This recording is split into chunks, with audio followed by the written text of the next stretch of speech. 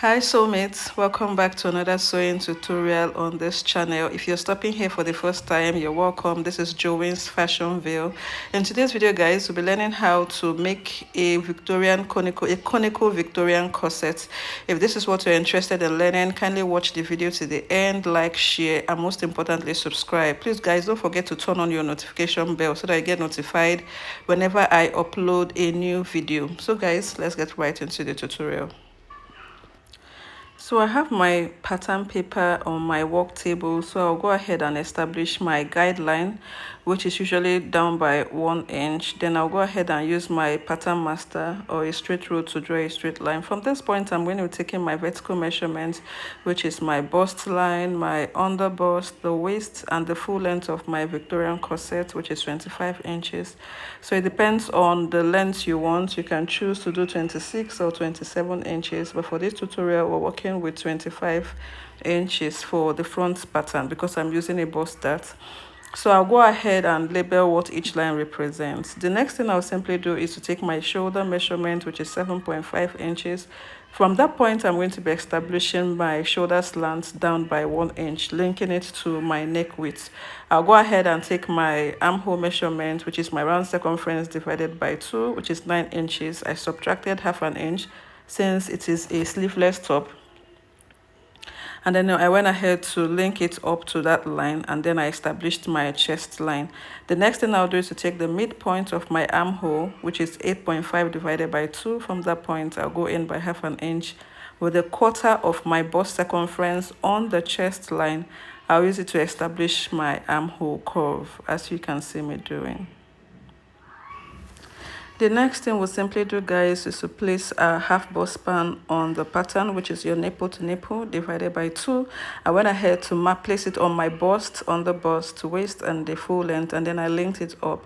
So we'll be using our regular darts, and then we'll modify the contouring using the darts. Okay, we all know how to place a dart, which is half an inch on both sides, link it up and downwards. Okay, so on the underbust, I'll be contouring with 0.75 on both sides. I'm going to be linking it up to the waist, linking it down to the waistline, and contour it to the bust point. Okay, and then for the overbust darts, I'm going to be coming down by 4.5 inches. So it depends on what you want. You can choose to do 5 or 3. Okay, this is not a standard. I'm just working with 4.5 inches.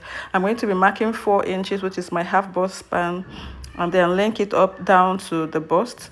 For the contouring towards the center front, 1 inch, and then on the side front, towards the side front, half an inch. Okay, so I'm going to be replacing the dart intake there on the side so that we don't have any shortage of fabric after closing up our darts. I'm going to be marking 1.5 inches extension, and then we create a new armhole. Okay, so the next thing we'll simply do is to take our horizontal measurements. I'm going to be utilizing half an inch seam allowance because I don't want too much of excess fabric. So I'm doing half an inch after taking the quarter of my bust. For the underbust, quarter of my underbust plus the dart intake, and then half an inch.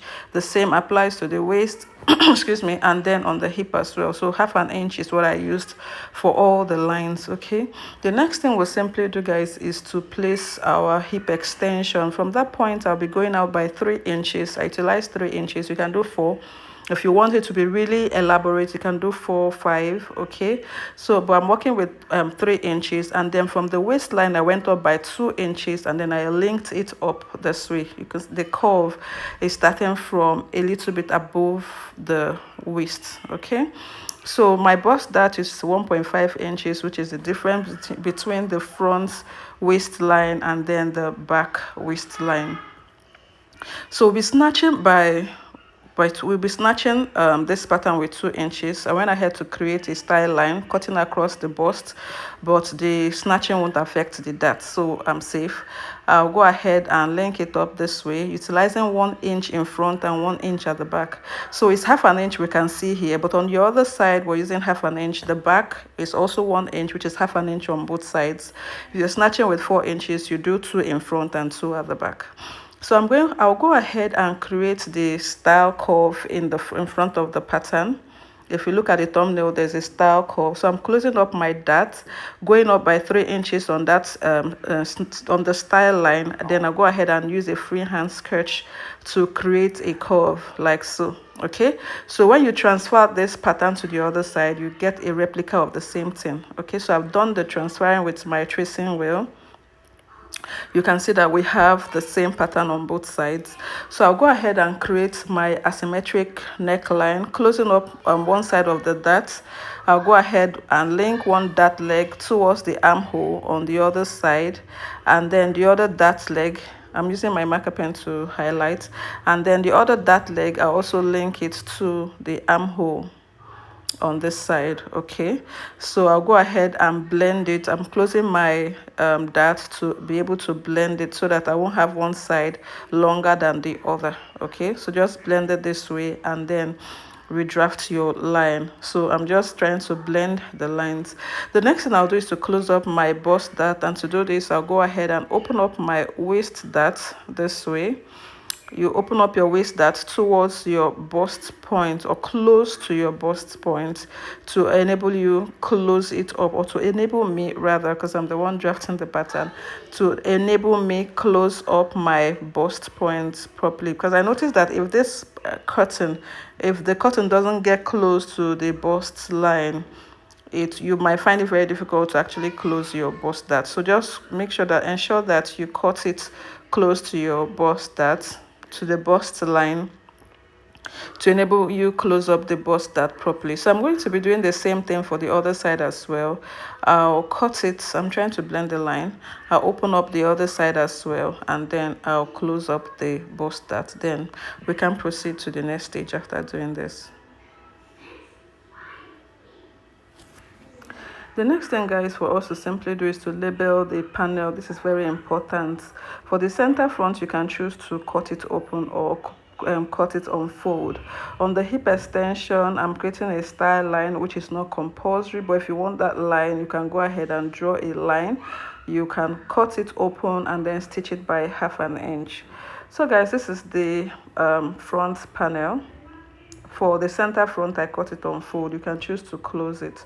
We'll proceed to the back pattern, which is not as complex as the front. I'll be working with 23.5 because of the bust dart. The waist for this back pattern is 16.5. Remember, the front waistline is 18, and the front pattern, the total length is 25. For the back, we're working with 23.5, and then the waist 16.5, removing 1.5 inches. Okay, reduction. So the next thing I'll simply do is to place my shoulder measurement, which is my shoulder divided by 2, 7.5. The shoulder slope 1 inch. I'll be linking it up to my neck width, and then I'll go ahead and establish a straight line, and then create my chest line as well. The next thing we'll simply do is to create an armhole curve utilizing the midpoint of our shoulder, which is 8.5 divided by 2.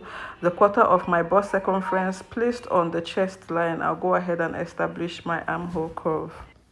The next thing I'll simply do is to create my waist dart. So I'm going to be marking the bust to bust, which is my half bust span, or my back pattern as well. I'm going to mark in 1/2 inch on both sides on the waist. I'll link it up towards the chest line and down towards the hemline. Okay, so on the hemline, just go up by 1 inch or 1.5 inches, and then create your waist dart utilizing this measurement.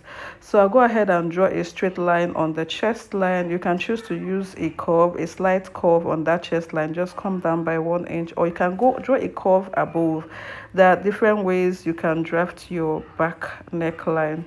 Okay, so I'll go ahead and take my horizontal measurement utilizing the same 1/2 inch, the quarter of my bust on the chest, a quarter of my waist plus the dart intake, and then the hip allowance, the hip quarter of my hip, and then 1/2 inch seam allowance. Okay, for the hip extension, I'm going to be utilizing my front pattern. Okay, so that the front pattern will be uniform with the back. So I'm utilizing one of my side fronts to create that extension. Then I'll go ahead and blend it properly. Okay, I'll be closing my dart I'm just trying to redraft that line after taking the proper measurements, guys. I'll go ahead and close the waist dart, and then I will complete the drafting of that front style line, the back style line, which is same with the front. So I'm using a freehand sketch on my pencil. I'll go ahead and still highlight it with my marker. Okay, then I'll go ahead and snatch just like we did. We said the snatching was snatching by 2. We've done 1 in front. For the other 1 inch at the back, I'll be doing half an inch here, half an inch on one side, half an inch on the other side, mix up 1 inch. Okay, so this is for the back. If you're using an eyelet, just draw a V line, or you can cut it straight. Probably go in by 2 inches or 3 inches and draw a straight line or a V, a slash like this, a slant line creating a V. Okay, so for this pattern, for this dress or this particular top, I'll be using a zipper. Okay, so the first process is for those who are using eyelets, but if you're going to use a zipper, please kindly follow this illustration. Okay guys, so the next illustration I'll be showing, or I'll be doing, is for those who want to use a zipper. The previous one, I closed the zipper, so I opened up my zipper allowance, which is 1.5 inches. On the waistline, I went in by half an inch, okay, which is to eliminate the zipper bulge. Then I'll move in by half an inch. So in other words, I've removed half an inch from the total length, excluding the waist snatching. Okay, so I'm going to be replacing the half an inch I took from the waist, from the zipper area.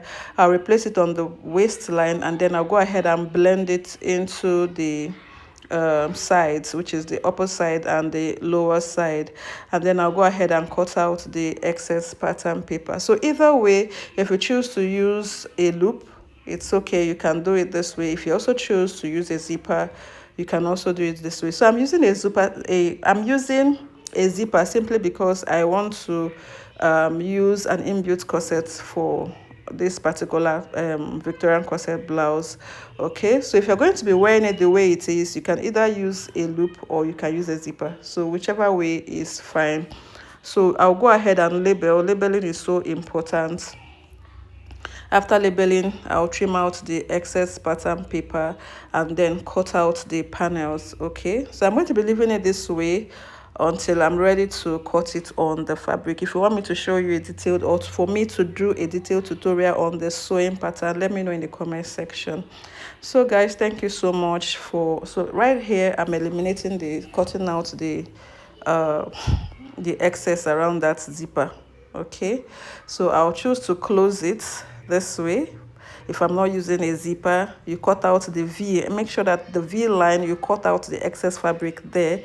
If you're using a zipper, you open it up. Thank you so much. I'll see you in my next tutorial.